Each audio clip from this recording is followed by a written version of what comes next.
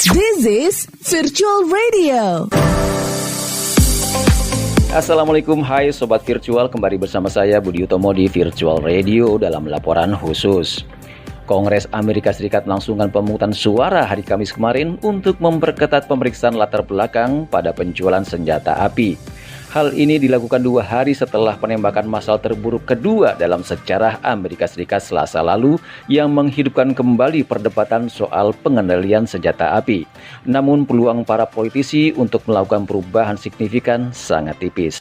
Rekan saya Eva Mazrieva melaporkan langsung dari VOA Washington DC. Silakan Eva.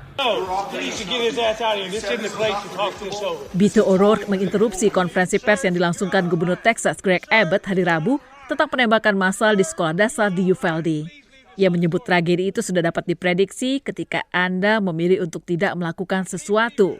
Beto O'Rourke yang merupakan lawan Abbott dalam pemilihan gubernur yang akan berlangsung November nanti diminta keluar ruangan di tengah kecaman dan sekaligus dukungan terhadapnya. Wakil Gubernur Texas yang juga berasal dari Partai Republik Dan Patrick mengecamnya, tetapi mereka yang hadir berteriak meminta agar O'Rourke diizinkan bicara. Di luar ruang konferensi pers itu, O'Rourke mengatakan ini semua atau insiden penembakan massal ini terjadi karena kita. Ini semua terjadi karena kita. Jika kita tidak melakukan sesuatu, saya akan melakukan sesuatu. Saya tidak sendiri. Warga Texas akan bersama kita. Mayoritas warga Texas akan bersama kita. Tetapi kita harus berjuang, atau jika tidak, kita akan terus menghadapi peristiwa semacam ini sebagai hal yang biasa saja. Dan akhirnya kita harus menghadapi penembakan berikutnya. Kita dapat menghentikan penembakan seperti ini jika saja kita berjuang keras setelah penembakan di SMA Santa Fe. Jika saja kita berjuang keras setelah penembakan di El Paso. Kita harus berjuang untuk mencegah penembakan berikutnya. Saat ini kita akan berjuang di Uvalde, Texas. Itulah sebabnya saya berada di sini. Sementara di dalam ruang konferensi pers, Gubernur Greg Abbott melanjutkan keterangannya dengan mengatakan bahwa penembak yang berusia 18 tahun, Salvador Ramos, tidak menunjukkan isyarat apapun hingga beberapa saat sebelum melakukan penembakan.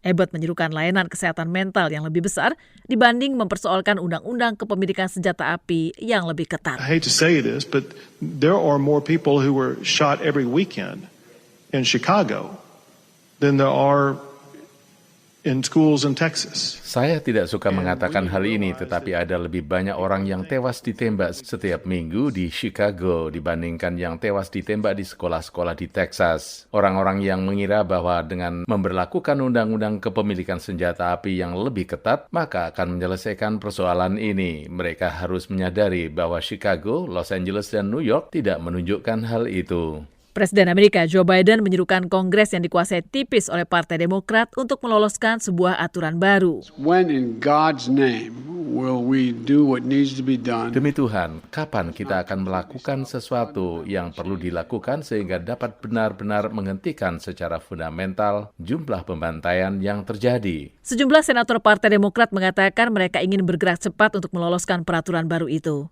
Pemimpin mayoritas Senat Chuck Schumer mengatakan, America's gun epidemic is unmatched by any of our peer nations in the world. Epidemi senjata di Amerika tidak tertandingi oleh negara-negara mitra kita di dunia. Tidak ada orang Amerika yang aman dari senjata api, dan rakyat telah lelah dan muak karenanya. Tetapi banyak pihak menyadari langkah semacam ini sebelumnya kerap terhenti. Senator Chris Murphy dari negara bagian Connecticut mengatakan,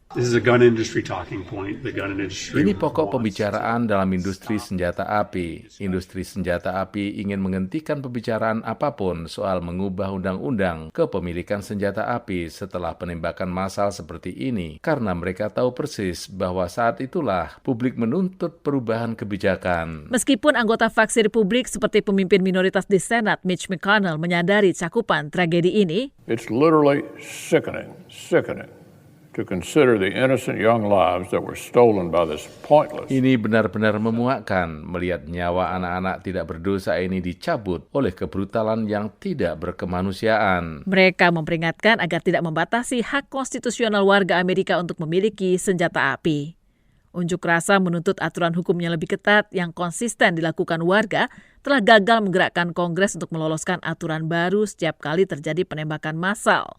Pengamat sosial di Universitas Texas, Matthew Valentine, mengatakan, The assumption is that if any policy that advocates for any kind of reform is a prelude to confiscation. Asumsinya adalah jika ada kebijakan yang mengadvokasi reformasi apapun, maka ini merupakan awal dari penyitaan senjata dan semacam reformasi besar-besaran ala Selandia Baru. Padahal tidak begitu. Bukan itu yang diusulkan warga. Ada begitu banyak langkah legislatif yang telah diusulkan dan sedianya menjadi cara untuk mencegah orang-orang yang berupaya melakukan aksi penembakan seperti ini. Menurut jajak pendapat Pew Research Center tahun 2021, separuh warga Amerika menilai kekerasan senjata api merupakan masalah yang sangat besar.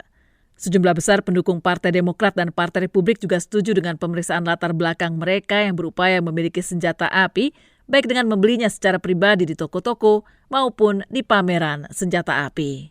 Demikian laporan tim VOA.